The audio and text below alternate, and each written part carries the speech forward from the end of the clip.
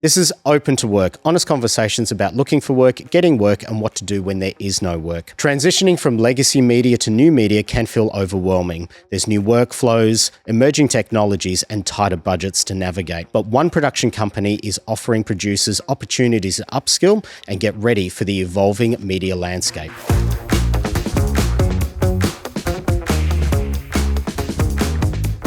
Louisa, thank you so much for joining me today. So you're from WTFN Entertainment. It's a company that I've done a lot of work with in the past. Can you just tell us a little bit about your role and what department you oversee? Yes, sure. Thanks so much for having me today, Ben. I am the General Manager of Radar, which is the digital department of WTFN. I oversee a team of digital editors, channel managers, analysts, and team leads who largely manage a network, of YouTube, Facebook, and Snapchat channels, but not exclusively. There's other things to do outside of that, but the main business that they will work on is managing those channels. Much like myself, you come from legacy media and you've transitioned to digital media. Can you just give us a little bit of your background and how you came to be in this position? Yeah, sure. I think I've probably had a slightly unconventional route, but I started out as a journalist. I was a photojournalist for a newspaper.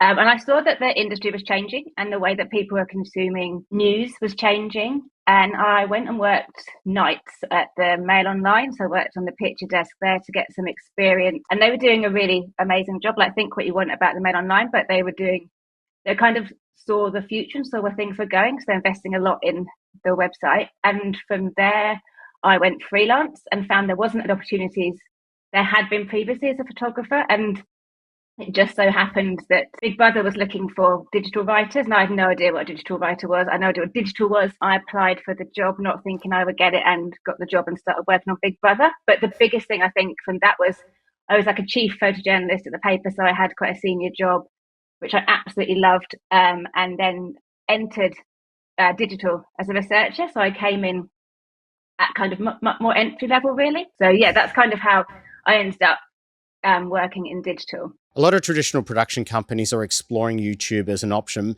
but you're doing something quite differently at Radar/WTFN. Could you tell us a little bit about what exactly it is you're doing? WTFN has been investing in digital focus for more than a decade. There's a kind of a difference between running sort of social media channels to push to drive to TX and promote shows, and what we're doing, which is we run as the network of channels to monetize and manage the rights. Initially, the idea was we had a lot of our own IP, and it's basically money left on the table. So beyond the linear, there's other ways you can maximize the revenue opportunities with your IP. So we took our own channel. So Bondi Vet was probably the first one. It's a bit before my time, but I think that was the first one we took. And now that channel has 5.5 million subscribers across 3 platforms. So we started with that channel, and what we do is we take the content and repurpose it for YouTube, but our objective is to monetize it. So we're trying to increase watch time and engagement and get people watching for longer. So I think that's probably the biggest difference. And we have a team of experts managing these channels. So these guys are all experts in optimizing the content. So they know what we need to do, what levers need to be pulled to make the content most successful and to kind of earn the maximum revenue they can. And from there, Radar kind of came about in 2023 because we then needed a sort of front-facing part of the business because it went beyond we'd used sort of monetized and all our existing IP was online. So then we branched out and started working with our partners, working with networks and working with other production companies and distributors to monetize their content. And I think that's the interesting point because some other legacy production companies are starting their own YouTube channels now from scratch, but what you're doing is quite different, where you're reaching out to creators who are already building an audience. That's quite a new approach, isn't it? Yeah, so what's really exciting about working with creators, I think, is that we've got like an endless supply of people who are passionate and exciting and engaging and producing content. And we kind of work with them at the early stages. So quite often we'll see someone who is just starting their career on YouTube and maybe has reached a kind of saturation point of what they can manage themselves and what they can work with themselves. And then we'll come in and support them. So we might be helping them edit additional videos. We'll be managing their channels. We'll be doing community management. We're working with them on ideas and development and ways that they can improve their content. Because the great thing about YouTube, and the thing that excites me most working with YouTube, is the amount of insights and data that we can get from the back of the channel that we can then use to inform the content. So where you've got that kind of instinct you get from producing television and producing stories, with YouTube, you can take that one step further, and you can take that instinct and you can reinforce it with data, and you can use that to make better and better content. So at the very top of the show, I mentioned that you guys are paving the way for legacy producers by offering them new opportunities in this space. What exactly are you currently looking for? One of the big problems with being kind of, I guess, a new media, even though it's kind of an oldish new media now, is that you haven't got that kind of legacy of talent coming through. There's not a lot of courses and training programs driving people into managing channels. We've got a lot of amazing digital editors that we get from a lot of young people actually coming up through an internship program. That we work very closely with the universities, but managing the channels, knowing how to monetize content, knowing how to get eyeballs on content and grow audiences, it's much harder to find people that can do that. But what we're kind of thinking about is there's a lot of producers with transferable skills. In the same way that I moved across from news to digital, there's people that can move within the industry and maybe build on their existing skills and develop their skills and come in and learn what we're doing and help us to fill those gaps, but also look at that potentially as a career. Because originally people thought digital was a bit of a springboard for TV, but now they kind of work so well together because they're always going to work hand in hand. And coming in and working with us, I think the hardest thing is, coming from like a producer background, you have to kind of be realistic about the level you can come in, because there's definitely transferable skills, very much so. Lots of things about people that understand story, can attention to detail, can write, can communicate an idea, can work to schedule, all those skills. But there's an extra layer that comes into this that would need to kind of be learned. But I think that's kind of what we're looking for at the moment, because we have got those gaps that we're finding it very hard to fill. And it's like, why not look at talent from elsewhere in the industry that could maybe come across and support those gaps and work together. We also make original content, so we do still need people in a more traditional sense to produce that content. There's definitely still a gap there, because producing content for digital isn't the same as producing content for television. There's lots of crossovers, but it's not the same. Like, I'm sure you probably, in the experience that you've had, especially more recently, know that it's not the same. Like, it's not, there's nuances, there's different ways of doing things, there's different processes, and quite often as a digital producer, you're going to have to wear about 6 hats. And you're going to be like the production manager, the talent manager, you're going to have various different parts to play, and it's kind of understanding that too. But also, that expectation that you may need to come in at a slightly more junior level, in the same way that I wouldn't walk onto a TV show and expect to be the exec producer. But then the career path is, you could progress quite fast, and there's lots of opportunities, and it's a growth industry, and it's exciting, and it's just working hand in hand with television still. Okay, so you've got a range of YouTube channels.